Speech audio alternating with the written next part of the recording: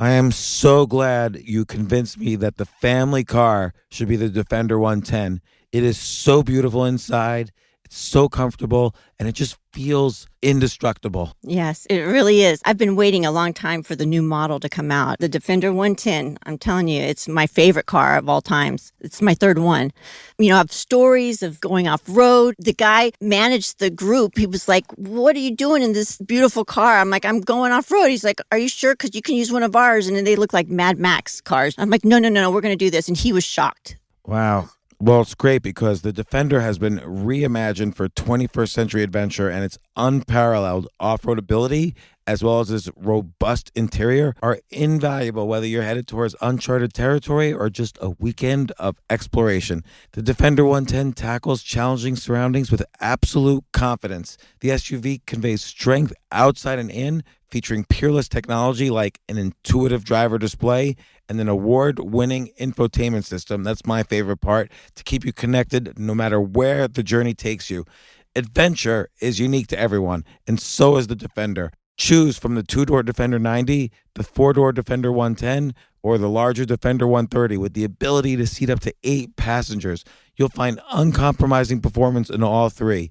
So pack up and go even further with the Defender 110.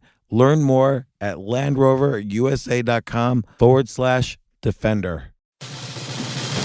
These days, we're all investors, trying to be smart with our money despite our worst impulses. But at iShares, we believe that deep down inside of every investor is a better investor.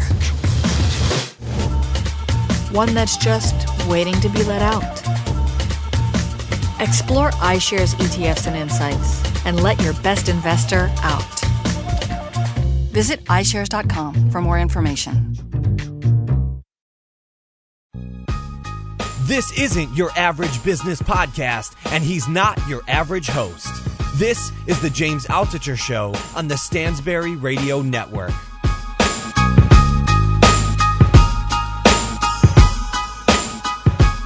This is James Altucher, back with the James Altucher Show, and I'm joined by Stanford professor Paul Oyer, author of Everything I Ever Needed to Know About Economics I Learned from Online Dating. Paul, how are you? Good. Thanks for having me.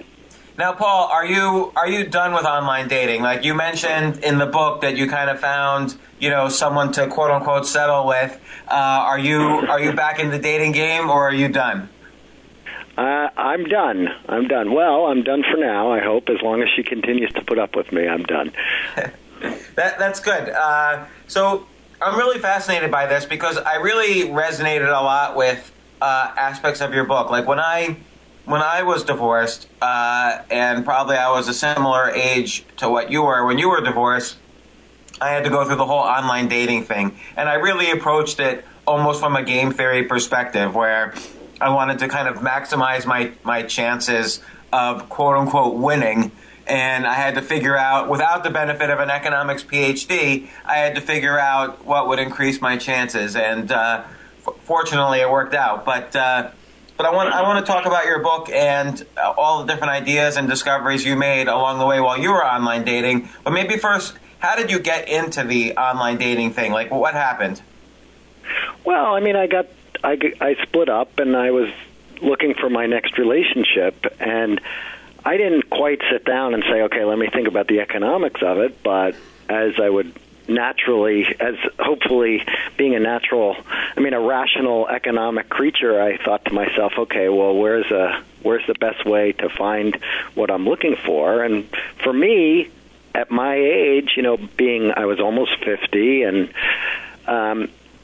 it's not like I was still in school, so I had a lot of people that I ran into who were my age and single. So my kids don't need online dating. They run into people all the time. But for me, there wasn't a very thick market for single people around. So online dating, by the time I was looking, had become a very good, fulfilling market, in that there were lots of people out there. The stigma was gone and all sorts of things like that. So it was just a natural place for me to start, and I put my profile up, and along the way I got better and better at it, but and it ended up working out very well for me.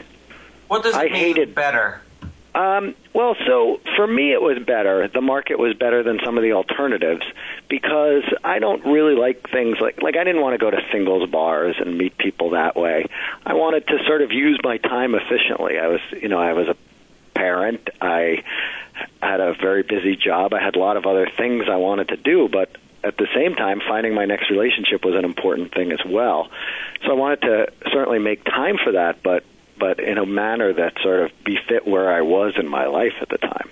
And let's just talk about, like, everybody goes into online dating with different objectives. Some people want to have sex with a different person every night. Some people want a long-term relationship. Some people want something in between, where they're like kind of a serial monogamist, so to speak. Right. So what was your goal when you went into the online dating world? Well, my goal was definitely my next long-term relationship. So for that, I went to more traditional online dating sites, Match.com. I ended up meeting my girlfriend on JDate. But you're absolutely right. The market is now, I think, segmenting. So in the old days, you really only had Match.com and a few others along those lines. But you now see the market segmenting, and you have things like Tinder, which are definitely more oriented, not necessarily to people who want to have sex with a different person every night, but people who are interested in just meeting people and hanging out for a while, and maybe serial monogamy or however they end up doing it. And then if it turns into a long-term relationship, that's great. And so, the online market is becoming more sophisticated, and I might add it's segmented in other ways. I mean, you have these dating sites for married people to hook up. Right, AshleyMadison.com, which is kind of the site that married people use to cheat on each other. That site got so popular that in New York, there's a 4.5 or 5-star hotel, the Parker Meridian, that actually rents now by the hour simply because of AshleyMadison.com. And I guess combined with your idea of signaling. So, obviously you don't need a 5-star hotel if you're going to hook up for an hour, but the men are signaling they have a lot of money by using that hotel versus, a Holiday Inn or whatever. Yeah, that's an excellent application. A sad but excellent application of the idea of signaling to this world. Now, I just want to mention, I was using all the dating sites. I mean, I probably put in 3 to 5 hours a day. I was viewing it almost as like a full-time job when I was doing online dating. And ultimately, it was JDate that allowed me to meet what became my girlfriend, and then she's now my wife. And the funny thing is, she's not Jewish. So, but she told her friend who was Irish. My wife is from Argentina, and she told her friend who was Irish that she wanted to meet in New York City a Jewish guy with glasses. So her friend said, "Well, you have to use JDate," and my wife Claudia said, "Well, don't you need to be Jewish to use JDate?" And her friend said, "No, just sign up for JDate." And I was lucky because I saw her profile like the day she signed up. Well, yeah, I mean, and I met my girlfriend on JDate too. And the reason, so your story and mine are similar in the following way. I don't care at all about whether my girlfriend is Jewish or not. I'm Jewish, so that's why I went on JDate.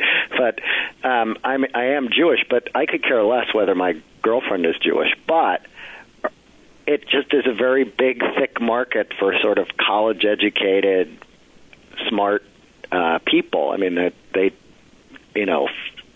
tends to be a pretty big market, at least here in the Bay Area, and there in New York City. Those are where there are substantial Jewish populations. That's a good place to meet people. And, so it worked out well for me, even though I don't care about Jew. Now, there are these other sites like Christian Mingle, which are also very big, thick markets. But, of course, the people there really care that the other person is Christian. Well, it's funny because I would say on JDate, too, the competition is because you're always competing because the girl could or the guy could is looking at many profiles, and you have to make your profile stand out. So on JDate, at least you're not up against these 7 foot tall super athletes from other sites. Like, we all know the average Jewish guy. I don't know how tall you are. I'm like 5'9", and I have glasses and curly black hair, and you're kind of already saying what you look like a little bit when you sign up for JDate.com. maybe this is why I did well on JDate. Even though I'm Jewish, I'm only half Jewish, so I'm blonde, no glasses, and and a little bit taller than you said. So you stand much. out. You have a unique feature. I didn't even put my picture on JDate, so I had to deal with that. So no, I look like there's a joke that Larry. I look like the Swedish David guy on JDate. There's a joke that Larry David does from his stand-up days. He says, "You know what the problem with good-looking people is? Everybody hates us." That is good. And Larry David actually would use that as his first joke because he knew if the audience didn't laugh at that, then he was going to have a rough night. So that was his key. Right. But so tell us. Okay, I'm newly divorced or separated or whatever you have it. What should I be thinking when I go into the online dating game? What are some of the suggestions you have? Well, I have at the very outset, I have two suggestions. One is choose a big market. So we talked about, I went to JDate, which doesn't seem like a big market, but around here for the type of person I'm looking for is a big market. So I'm all in favor of picking big sites. You want Match.com, eHarmony, one of the larger sites, unless you have a very specific set of tastes and you know that the people you are interested in has that same specific taste. So the only exceptions to what I just said are things like, you want to go on a older person's site if you're old and the other people you're looking for are old, or you want to go on a Christian Mingles if you're very Christian oriented. But so go big is the first step, because you just want to put yourself in a position to meet a lot of people. Now, a very important part of what I just said, though, is if you're going to go on a big site, you have to rely on the site to be good at narrowing down the choices for you. So the beauty of a big site is you want lots of choice, but their algorithms have to be pretty good at helping pin down the small portion of people who you're going to be mutually appealing with. And I feel like, just as an aside, when I look into the future at what's going to make the dating sites successful going forward, I think the competition is going to be on the algorithm side. I think the sites that are better at helping people find exactly the right person on their sites, and sort of weeding out the people who are liars or whatever it is, that's going to be where the competition is in the future. Well, you brought up an interesting point that you were separated when you went into online dating, and so was I. Even though I was all but divorced, ABD, right. I was technically and legally separated, and statistically, that does not make you a good fit for anyone. So, for instance, I spent like a half hour filling out the eHarmony survey, which does have a pretty good algorithm for matching people. And then after that half hour, where I really put a lot of time, it might have been an hour, I put a lot of time into answering their survey questions. They let me do all of that, and then at the end they said, we can't let you join because you're separated. And statistically it shows that separated people do not stay in long-term relationships.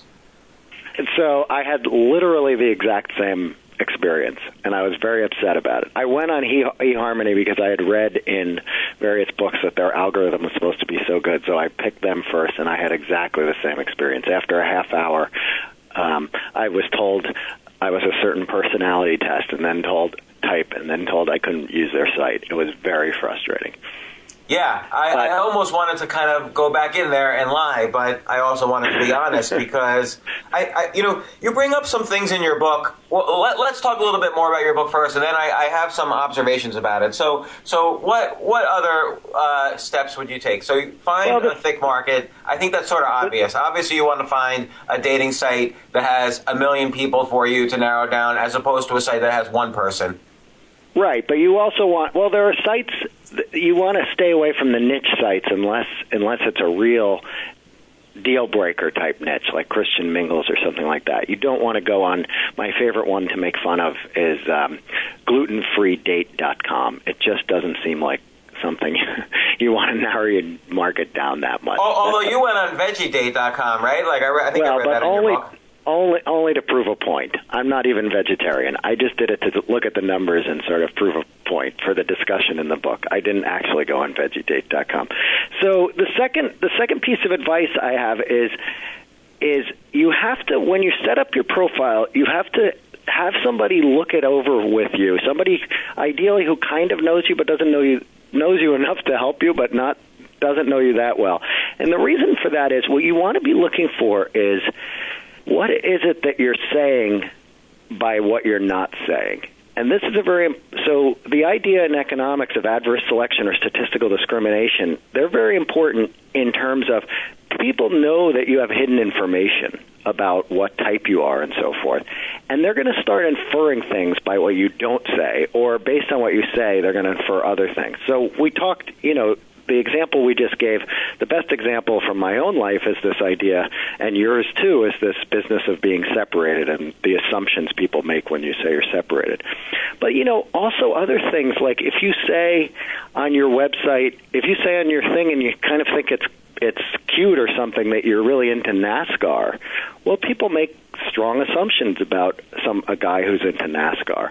Or if you say you like to go out and have a good time at night, if you look over some people who are about 30-year-old men who are getting to the point where the women who are looking at them are much more interested in long-term relationships. If they talk too much about drinking or having fun on their profile, that sets off red flags. So I think sort of getting somebody to tell you what you're saying by what you're not saying is a very important thing.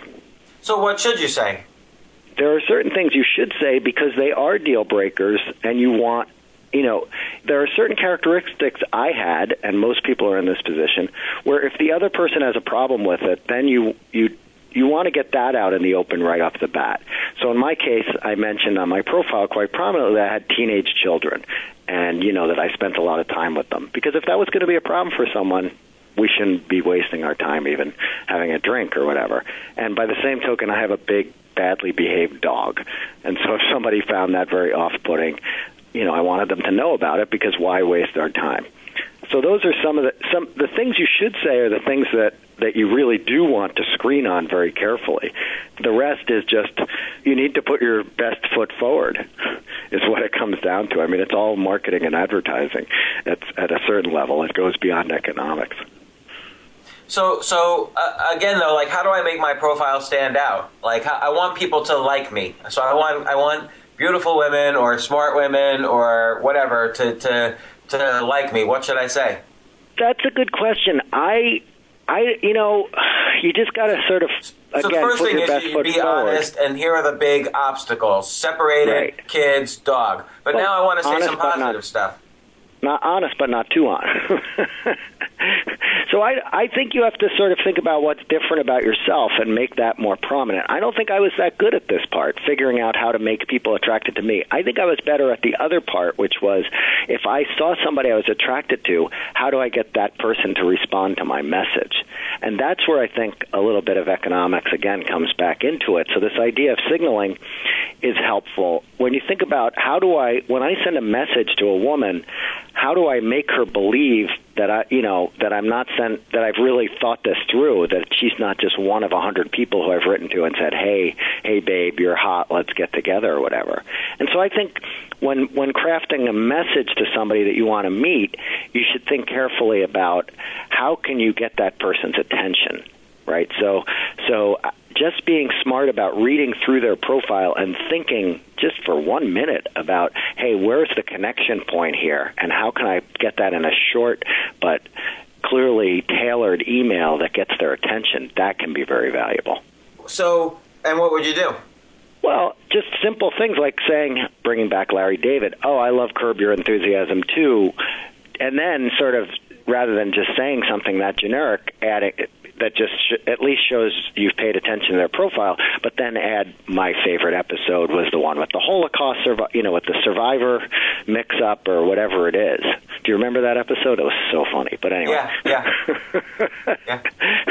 So saying something along those lines. I mean, I found it very interesting. It is hard to say something to stand out. So, your first question, how do I make my...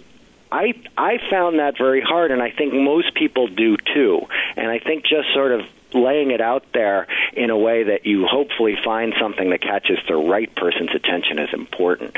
Because, I mean, think of a great example of this is I know a bunch of people who were stymied and almost gave up online dating in the first minute because they ask you to come up with a username. And everybody had the same, a lot of people had the same experience I had, which was you somehow think that you're going to have some great username that's going to be killer and get everybody's attention, but you don't. It's almost impossible to come up with something really noteworthy that you're excited about. And by the same token, putting on your own profile something that's going to really stand out and draw attention without making you look like a jerk, it's very hard. So I think, that part, anyway, economics can't tell you how to do that. Maybe some marketing people can. Well, I think they're related, though, because, for instance, by you putting, separated kids, dog, that's actually a very strong marketing technique because, there's a concept in direct marketing or copywriting to have a long sales letter because you would think that it's the opposite would work, that you're going to get people's attention better if you have a short sales letter. But the reality is you want to weed out all of the immediate no's so that you could then start focusing on the people who are going to say yes. So a lot of the economics is similar to marketing, which makes sense because they're both about ultimately economy and transactions and so on. Right. So, no, I agree with that. So with your letters, you have a chapter in your book about signaling and how, men have to signal that they look good and that they're attractive, and women basically have to signal that they look good, which ultimately comes from their photo. And so for a man, it's like you say, the name doesn't matter so much. You have to basically signal, and because they can see what you look like from the photo, you have to basically signal that you have a good, responsible job and that you make money and you make a living and maybe you are doing really well. So what are the best ways to signal that if you're kind of like on the fence?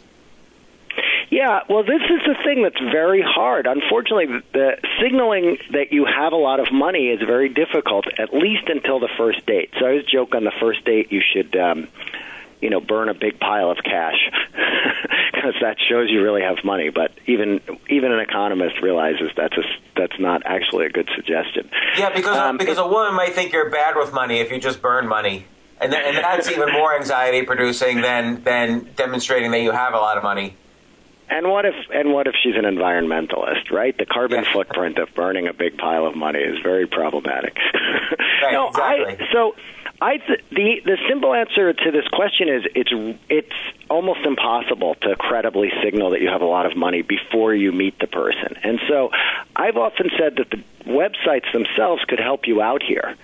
So one thing, I don't know if any of the websites would find this to be a good idea. There's probably some reason why it's crazy, but I often thought that the websites could help people signal by allowing you to donate money to a charitable organization on behalf of the person to whom you're sending a message. So suppose you got a message that said... That's a fantastic idea. So suppose you're a woman and you get a message and it says, let's just, Jim 423, let's just say that's your username, has sent you this message, and he's also sent $10 to the American Heart Association or to the American Cancer Society or, to the NRA, if that's what you wanted to signal, or to the, Planned Parenthood or whatever it is. I feel like that would now $10 isn't going to show you're rich, but it sort of does because nobody throws around $10 on just the off chance that somebody's going to read their email unless they have a fair amount of money. You could do $100. You can do whatever. What about bidding for placement? Like, how come no dating sites allow you to do what Google does, which is sort of bid for higher? Let's say I want to buy certain keywords in people's profile. Yeah. Like, I want to buy the keyword blonde, and I want to appear in their searches whenever they search for guys. There should be something like that. Well, yeah, and I could, of course, economists like to just solve everything through auctions, and so my natural inclination is to think that's a good idea. Now, having said that, you then get into, there's an economist I refer to a lot in the book named Al Roth. He's now my colleague here at Stanford, and he's sort of dealt with this.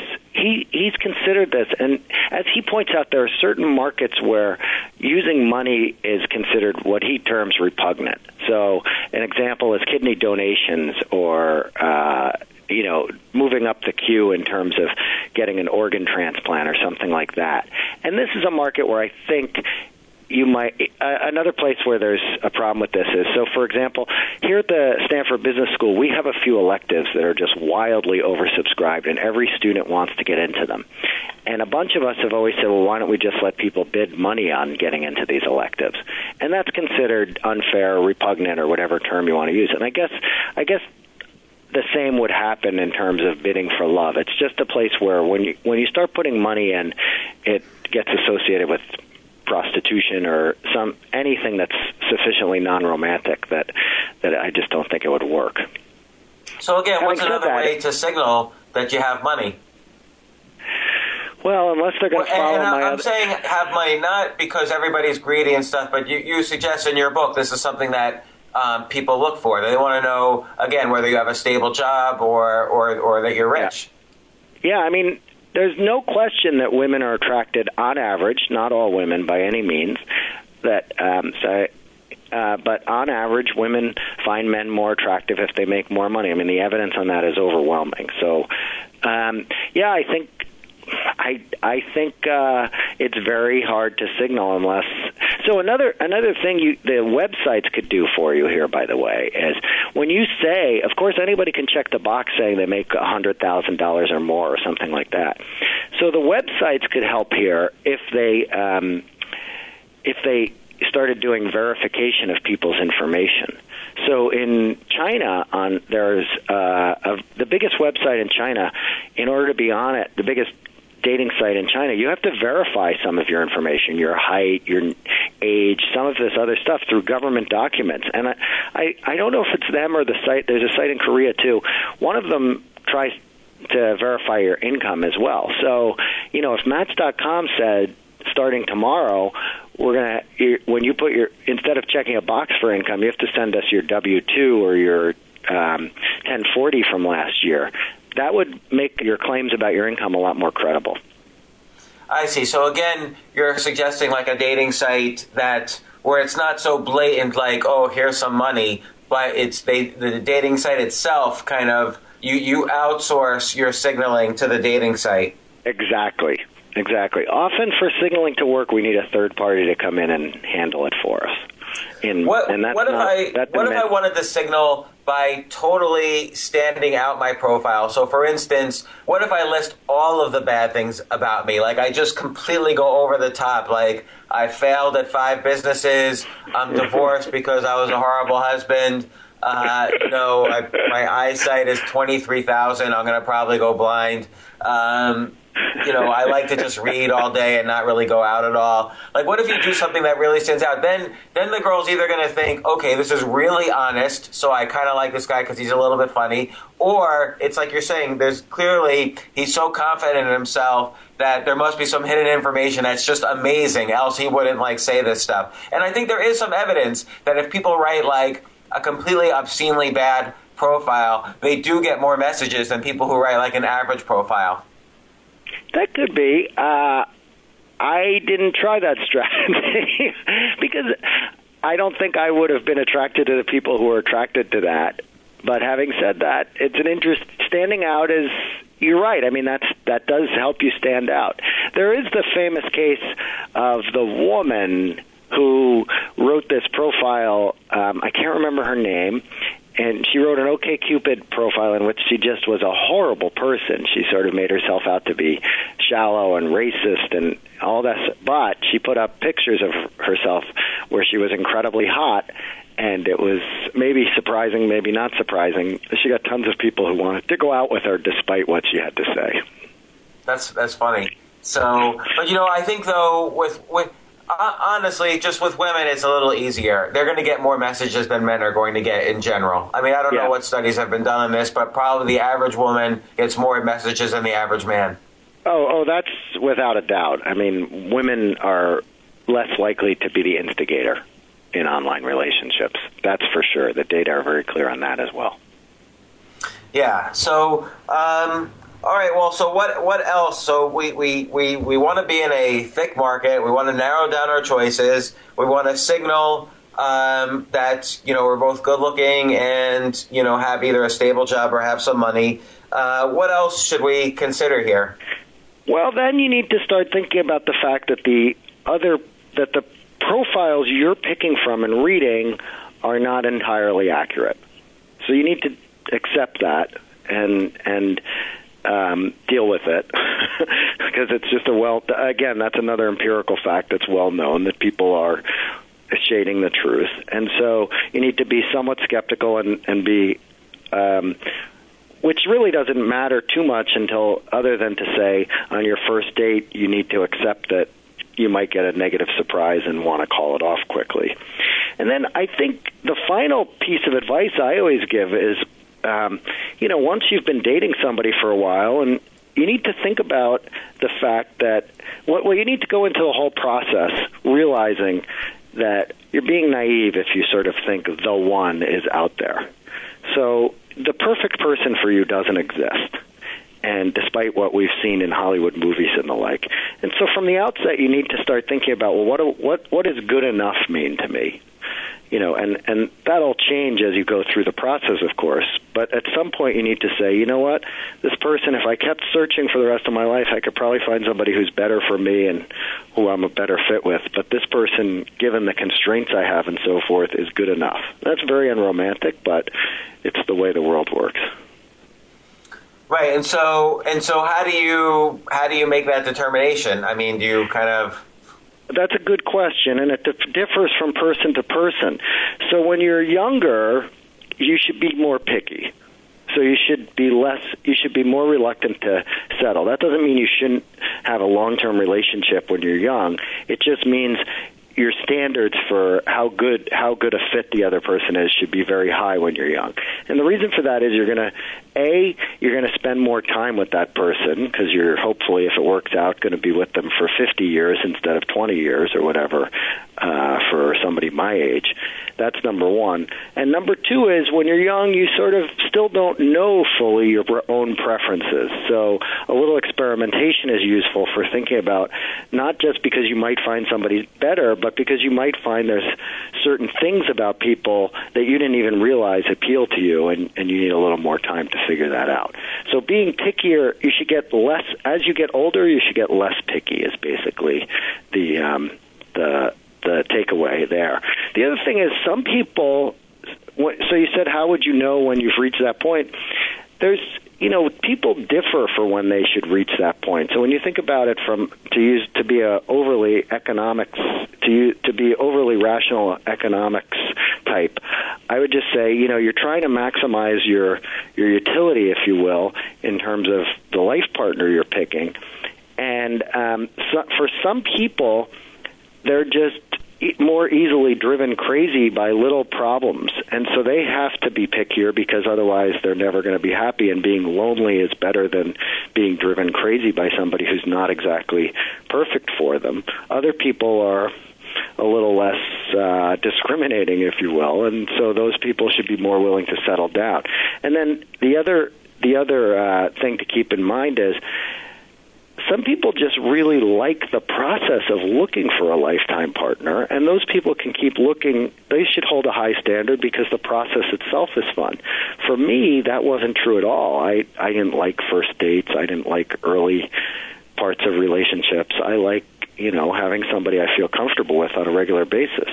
And so as a result, I was a little less oriented towards keeping the process going than some other people might be who just enjoy the hunt for its own sake.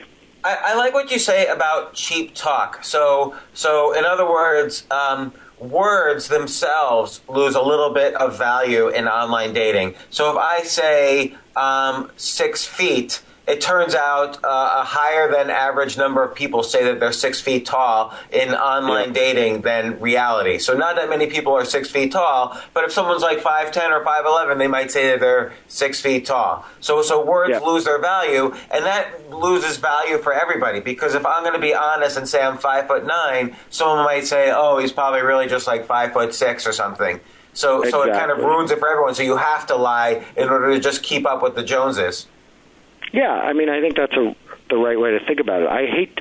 I would never tell you should lie on your online profile, but I will remind you that other people, your competition is lying, and that people are discounting what you say anyway. It reminds me of, I used to be in the hedge fund business, and so I would go out there and raise money, And I had a big problem because I would show my returns and they would say, well, why should I invest with you when I've got this other fund that I'm invested in that's returning a solid 14% a year without a down month? And it only turned out 2 years later that they were invested in Bernie Madoff. But at the time, who can compete with somebody who cheats all the time? So that's why I'm wondering if the ideal profile is to go the other extreme, like, to sort of say that, look, I'm not even going to compete with the liars. I'm owning my own space here. Like you said, you don't need to go back into the online dating world right now, but if you ever do, I suggest you run that experiment and see what happens, because I'd be curious. It might just work. The other now, thing once everybody does it, it becomes is that I would increase my supply. So everything is supply versus demand. So that's why I spend 3 or 4 hours a day on online dating. I would send hundreds of messages out in order to simply increase my supply. Yeah, but again, as long as you were you sending them with any sort of thought towards a little personalization, or was it just, hey, you look good, let's get together? No, I would personalize each one. That's why I would take so long per day. That's why it was literally a full-time job. So I would really try to comment. I'll give you the example with the woman who became my wife. She said in her profile she was from Buenos Aires. So I said, I've always wanted to go to Brazil. And, of course, Buenos Aires is Argentina, but I didn't know that. I'm horrible at geography. But that turned out to be, again, this kind of marketing technique. She got through this negative thing with me, so it gave her this sort of cognitive bias to like me once she overcame this negative aspect that I didn't even know where she was from, although I was trying to comment on it. That is pretty good. Yeah, I mean, the problem, of course, is the problem with your example is because you made it a full-time job, that gave you a lot of advantages relative to other people. And I don't know that I take it back, that's not a problem, but that gave you a lot of advantages, and that was nice for you. It helped you sort of get through to the next step much more quickly than people who are, only able to do it as a part-time sort of thing, like most people are doing. But anyway, that's I do like the Buenos Aires thing. Yeah, it turned out to work. You could have looked that one up on the internet before you sent the message, but I guess it's a good thing that you didn't.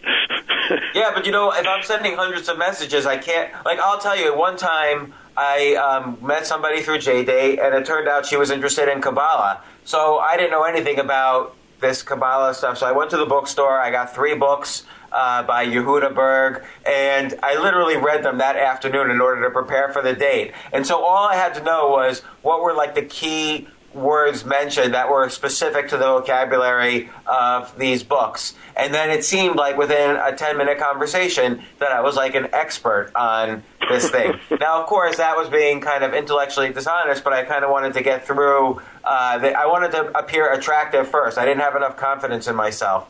It was only later that maybe after meeting someone that I developed confidence. What is Kabbalah? Kabbalah is like this sort of mystical sect within Judaism, and like Madonna is into it. A lot of Hollywood type people are into it, but it's probably mostly BS. I don't even know. So the guy was a janitor, and then he made himself a Kabbalah expert and wrote all these books. So nothing against janitors, but probably they're not Kabbalah experts, and they're not rabbis. He started calling himself a rabbi. I see.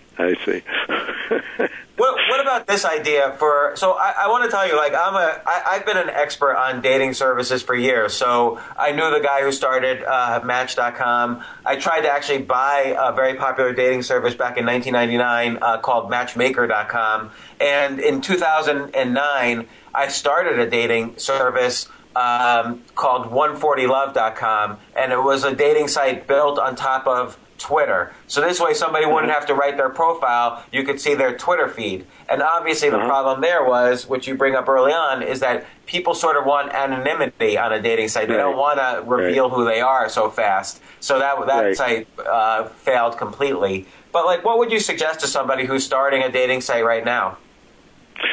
Well, so I would, like I said before, I think if you have an algorithm for getting the right people matched to the right other people, then I think that's a form of a competitive advantage that you can come up with. Now, that's a big if, so I don't know exactly how you do that. So if there's some advance to be had there, I think that is where the money is in the future. I think trying to be innovative with some of these signaling ideas can be useful. The idea we talked about before about verifying incomes and heights and things like that could be useful for a website, but on the other hand, I think dating sites are choosing not to do that, and I think because though that would be very valuable, it's not quite cost effective, at least not here in the U.S. If you think about the business model of a dating site, it's very much a fixed cost. You just set up your website and then that's it. Scaling the business is very easy because it's just adding another user, and maybe you buy another server at some point, but you really don't need to do a lot of additional work. Whereas if you have to verify each user's income or something like that, then it changes the business from a fixed cost to a variable cost business. So I think that the verification ideas, if you can think about if a website can come up with a way to automate that more, then I think that's also a possible place to go forward. Well, I'll tell you how people can do that. So everybody uses everybody uses Twitter, or most people do, or they use Facebook, or they use LinkedIn, or they use some kind of URL shortening service like Bitly. And I'm sure if you look at all the billions and billions of pieces of data that are produced every day, there's some correlation between the type of URLs you short, or the type of tweets you do, or the type of language you use in your Facebook updates that is correlated with income and wealth. And I bet if you do some sort of automated thing where you analyze, you do this big data approach where you analyze someone's Twitter output, you could probably correlate that with income. So I think that there's probably some truth to that. And then the question is, do people start gaming their Twitter their Twitter feed to respond to that, or do they keep two Twitter feeds, one that's kind of more public and associated with their name, and the other that they associate with their dating profile, to try to have different incomes? Different things. So you have to worry about the gaming, about people being able to play games with these things. But I do agree with you, sort of thinking the way you were just thinking is a good way to go if you can make sure that you're following the person's actual Twitter feed and actual whatever accounts. Now, here's another approach. What if I sign up for a service that advertises my profile on Google, Facebook, and other sites? So then people only see my profile if I'm kind of all over the place, which means I put more money into the system. So this is not this egregious display of money, but essentially my profile only gets exposed, and so I'm going to target people who share my interests. So I can pick on Google and Facebook what kind of people I'm targeting. Like, let's say let's say I really love Oprah, and so I'm going to target everyone who loves Oprah. And now when you go on Facebook, you'll see if you like Oprah, you'll also see my profile. So there's no destination site like a Match.com, but my profile, my dating profile, is on Facebook, Google, and so on. I wonder if there's a business model there somehow. Yeah. No, so it's sort of in the background, you can opt in, and anybody who's willing to have their data looked at for potential matching with other people would get some suggestions anonymized from by just comparing Facebook accounts and that sort of thing. Is that what you're suggesting? No, I'm suggesting that I actually give the service money and I say, here's all of my interests, and then they construct automatically Google ads and Facebook ads for me. So now if you're a woman who shares my interests, then when you log on to Facebook, you're going to see my profile on the right just as an ad. And it's going to say, James Altucher would potentially like to date you. Here's what he's interested in. Click here if you want to send him a note. So now there's no destination site. Like, if I'm a woman, I don't go to Match.com to find my true love. I just go to Facebook or Google, and whoever's spending more money, I'm more likely to see. So that's a good idea. I could see that working. Now, the question is whether that could ever be cost effective enough. That is relative, because you have to be willing to pay. If you can target if Google can get the ads targeted well enough, then I think that could actually work well. But I'm not going to be willing to pay to blast an ad of myself to, unless I'm sure that a high percentage of the people whose eyeballs are getting on that are single women who would be remotely potentially attractive to me. So I think if you can get that algorithm down, that could work very well. And it's just maybe AdSense or whatever it is already sort of good enough at that you could do it. Yeah, targeting is getting better and better. So eventually, I wonder if there's going to be a need for dating sites, because I still pay for the dating sites, and for many of them at least. Yep. And so instead of paying for a dating site, I'd rather spend like $100 for a week's worth of ads or a month's worth of ads. And look, by spending $100, again, I'm signaling that I'm not just doing the $20 a month for Match.com or whatever. Exactly. Yep. So now let's say I meet somebody and I'm on the date. What kind of signaling can I do there other than, as you say, burn money? Well, show up in a fancy car or whatnot. Of course, the idea of burning money and showing up in a fancy car, those things can backfire because on the one hand, you want to show people you make money. On the other hand, often doing so in the standard way you might do that, you also might show them you're a jackass. So you have to be careful about these things. So you have to do more subtle stuff. And, it's interesting. I had this conversation with Tucker Max on the very first podcast we did. I don't know if you know who he is. He wrote the best-selling book, I Hope They Serve Beer in Hell. It's sold 2 million copies. It's about his experiences dating. And he said the most important thing you can do when you show up for the date is wear leather shoes. Because it's not obvious bragging, but women notice shoes. So if you're just wearing like some Crocs or whatever, then the woman knows right away you're not good enough for her. Now, I'm not saying this about all women, and I'm not saying some blanket statement. It's like a subconscious thing too. He did this research with Jeff Miller, who's written books about kind of like the evolution of mating and so on. So there is some interesting research out there. I love this idea, and it's, of course, I probably showed up in sneakers 80% of the time on a first date, so I feel a little, I'm questioning my strategy from the past.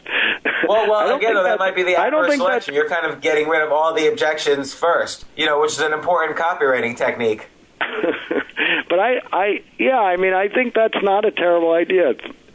The idea that women do notice shoes, that doesn't sound crazy to me, and I probably put way less thought into my footwear on dates than I probably should have. It's an excellent point. I like that. Somebody told me, so this gets outside economics, and so I have no idea. All my expertise is gone at this point. Somebody suggested to me that you want to hold back a little bit of stuff from your profile that would make you attractive and that you sort of reveal on your first date. And because you want to sort of have a positive surprise on the first date. So for me, I never mentioned that I was a Stanford professor on my profile. And because, for some people that wasn't an attractive thing, but for a lot of people it is. And yes, so I would Stanford professor, that's hot. Right. So I would hold that back and then, mention it, and then that would become more apparent when we actually went out. And my logic there, which is completely not based on anything I know anything about, was that, this would help make somehow a positive first impression when we actually met. I don't know whether that worked or not. My girlfriend is also a Stanford professor, so it probably wasn't all that impressive to her. You're a Stanford professor too? That's probably how she reacted. Exactly. And I think we'd had enough email exchange that we already knew that by the time we actually met, so it wasn't a surprise on the date anyway. So on my first date with Claudia, I did use the positive surprise technique. I told her how when I was 13 years old, I would practice astral projection so I could invisibly go into girls' rooms while they were undressing and watch them undress. And I did. That was my reveal on the first date, which unfortunately also did not turn Claudia off, although that would have disgusted most other people. That was a good test. Yes. So, it's interesting, though. She had a lot of experiences where she would cut out anybody who would lie. So if somebody said they were 55 but they turned out to be 63, she would not go on a second date with them. Or if someone tried to neg her, you know that concept of negging in the pickup world? No, I don't know this concept. So the pickup world is this huge kind of world of how you should approach women, basically. And one of the concepts is that you very slightly put them down to put a girl on the defensive. Now, I don't agree with this approach. I think it's a way only to find people who don't have a lot of self-esteem. So, right. But apparently it does work. And so Claudia, if anybody tried to neg her at all, like put her down in any way, like on the first date or before the first date, they were immediately eliminated. Yeah, I think I'm with her. I think that was a good call on her part. Yeah, and I'm trying to think what else worked for me. Really, the biggest thing was quantity. Like quantity, even versus quality. So, because you don't really know about somebody from their profile. Because you don't really know. Yeah.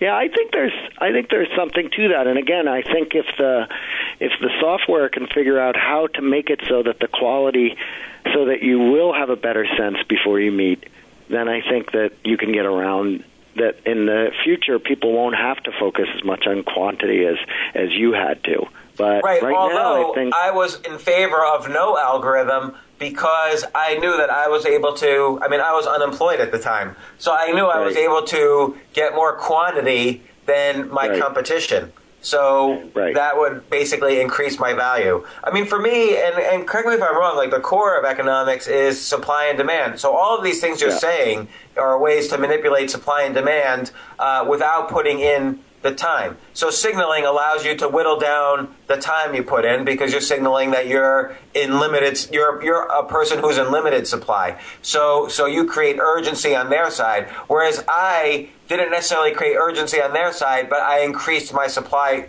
to a huge amount so that there would still be demand. Yeah, and that make the other important supply and demand point. So that's an excellent point. I think the way you put that you sort of made sure you put yourself in big supply, which is a good way to do well. The other thing was you had something going for you that I didn't quite have as much, but to some degree you live in the New York area, correct? Yes. And you were in your 40s when you were online dating? Yes. Right. So Jewish, 40, and single in New York City is a win. And male. And male, yes. Right, and heterosexual. And so all of those things in New York City and Washington, D.C., I mean, time was also on your side, right? As you get into your 40s and beyond, the older you get, the more the women get to be in supply relative to the men. And so men become in a much better position to be choosy and to be, in a better position to find somebody. The numbers just work that way. There's no getting around it. And New York City, for some reason, is a very female-oriented market, unlike the Bay Area here, which is a little more male-oriented. What does that mean? So it's harder for a man in the Bay Area? Harder. It's still once you're in your 40s and 50s, the numbers start tilting in the favor of the men. But yes, compared to New York City, there are more single men here in the Bay Area than in New York City as a proportion. So women are in larger supply in New York City as far as the market goes relative to the Bay Area. That's probably got to do with the technology orientation of the market here and that sort of stuff. I love in your book how you put it that loneliness is basically romantic unemployment. I think that's a very interesting way to look at loneliness. And then so that leads to your basically throughout the book you compare kind of the dating market to the job market, and I thought that was a very interesting analogy. Yeah, I mean, it is, right? Why do we have unemployment? Because people are picky about which job they're going to take, and employers are picky about which employee they're going to choose. And why do we have lonely people out there? Because they're holding out for somebody better. And loneliness is better than, just like unemployment is better than having a really awful job. Loneliness is better than having a really awful relationship. But it really comes down to, people are lonely because they're holding out, a standard, and I'm not saying too high a standard, but it really comes down to, choosiness versus loneliness it's an important trade-off. Yeah, that was interesting. And, I wonder, though, kind of looking at the analogy in a different way from the view of the employer. An employer can outsource to other countries the jobs that they have open, whereas that doesn't hold over in the dating market. Like if I'm a woman, and a woman, say in this analogy, is the employer, a woman can't easily outsource, to a robot or to India, their job needs. Yeah, well, not yet, but we men should probably be worried that women will find a way to find a good substitute for us someday, be it in other countries or robots. And what do you think about and this is kind of related to the business model of dating sites. Does Facebook ultimately eliminate dating sites? Because essentially right now, many people have replaced using a dating site with Facebook. Like I just become friends with any, I use social proof by basically becoming friends with the pretty friends of my friends. So I know they're good people because my friends like them, and I try to become friends with as many attractive people who are friends of friends that I can, and that replaces a dating site for me. Yeah, I don't think that's true for a lot of people. That wouldn't have been true for me. I think that it's a start, but first of all, a lot of my friends are not here, and a lot of my Facebook friends are not here in the Bay Area. And I always what I loved about online dating that you can't get through the Facebook thing is I love the fact that when I went on these dates, I didn't know the person. If it didn't work out, it was not an issue. And dating friends of friends has certain advantages because you can learn more about the person and whether they'd be a fit before you bother meeting them. But it has the distinct disadvantage that it can cause problems with your friends, and or it can just be weird or whatever in a way that the anonymity of an online dating site doesn't bring you. So Paul, what your book is Everything I Ever Needed to Know About Economics I Learned from Online Dating. Is that really true? Is that you're a PhD in economics. Is it really true that everything you ever needed to know about economics you learned this way, or is this cheap talk? I don't want to go all the way to saying cheap talk, but I will confess to the fact that the title was meant to be largely true, but also sort of capture attention. So it captured the attention of the Harvard Business Review Press, which published you. Like, I'm really surprised. Like, Harvard's like, online dating, let's publish this. Did they all have a good laugh about it when you pitched the book? I was surprised too. And has the book been doing well? I don't know. I don't see the sales reports, to tell you the truth, but it seems to be doing. I've gotten some attention, more attention than I ever would have dreamed of, and I haven't seen the actual numbers, but I think it's doing fine. It can always do better. So. I think you should do a very serious sequel where you borrow, I think it's either OkCupid or Plenty of Fish or both of them, where they freely share the massive ton of data they have about online dating. Right. And so this gives you kind of a data set to play with and really start testing out some more theories and really get into, here's what you should do. Here's exactly what you should do. Here are the words you should put in your profile. People who use these words are 36% more likely to have a date than people who use these words. And really just get into it. That's a good idea. Now, there's a problem. There's an inherent problem in what you just said, which is once you tell people these things, it won't be true anymore. So if it turns out using these words is very successful, and everybody knows that, and they all start using those words, then those words become useless. Okay, I have a story. I used to be a day trader. I ran a hedge fund where I day traded, and I had one technique in particular which worked. I forget the exact numbers. It was about 80 out of the past 81 times that this pattern emerged in the markets, I would make a trade, and it would work 80 out of 81 times. And I showed it to one or two people who worked with me.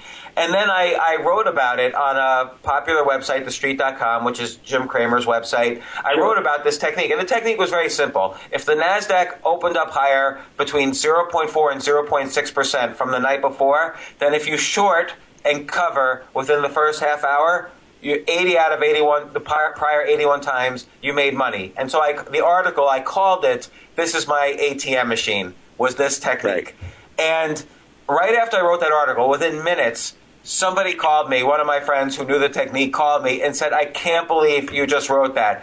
And I'm like, "Don't worry about it. Nobody reads me, and the market's huge. Like, no one pays attention."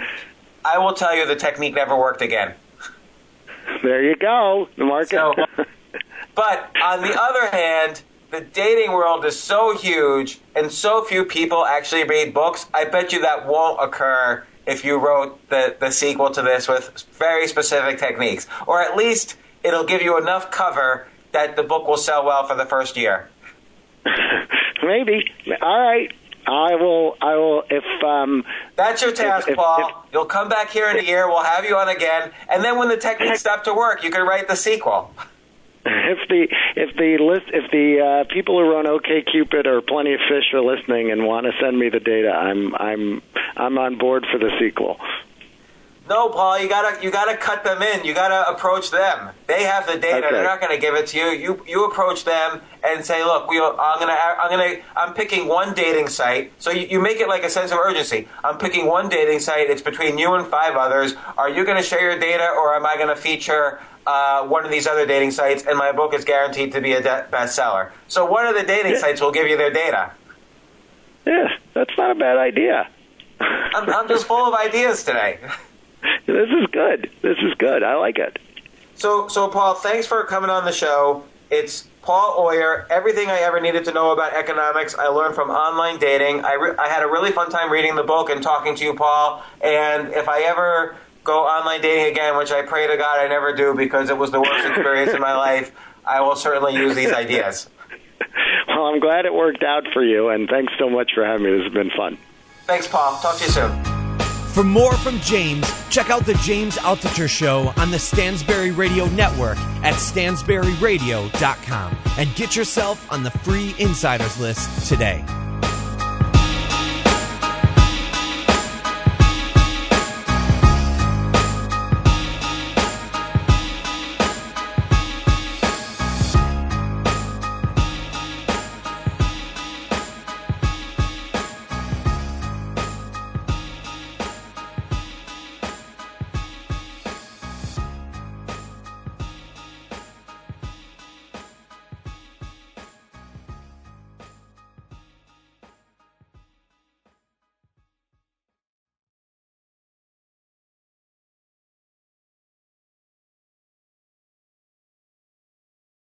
Powered by Snapdragon, the Samsung Galaxy S23 Ultra elevates your photography to epic new heights. Snapdragon processors deliver a color experience like no other, with sharp, industry-leading 8K video capture. You can also snap images in 200 megapixels, capturing more detail than ever. And those late-night blurry pics are a thing of the past, thanks to next-level night mode. Experience powerfully moving premium photography, only with Snapdragon. Follow us on Instagram at Snapdragon Official.